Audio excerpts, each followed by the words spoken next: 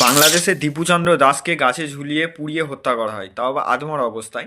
তো কি কারণে হত্যা করা হয়? তাকে শুধুমাত্র একটা গুজবের কারণে হত্যা করা হয়। তো গুজবটা হচ্ছে সে নাকি আমার নবী পাক সাল্লাল্লাহু সাল্লামকে নিয়ে খুবই একটা বাজে কুকথা বলে, কিন্তু আদেও সেই নিয়ে কোনো কোনো রকম ক্লিয়ারিটি নেই যে সে আদেও বলেছে। অ্যাকচুয়ালি এটা একটা গুজব খবর। শুধুমাত্র সংখ্যালঘু গরিব অসহায় বলে তাকে পিটিয়ে মারা হলো। কই ইউএসএ তো এত মুসলিমদেরকে নিয়ে প্রোটেস্ট হচ্ছে, তাদেরকে নিয়ে কেন কেউ কিছু বলতে পারছে না? কারণ সেখানে তো আর এইরকম অসহায় সংখ্যালঘু মানুষ পাবে না, তাদেরকে কেউ কিছু বলতে পারবে না।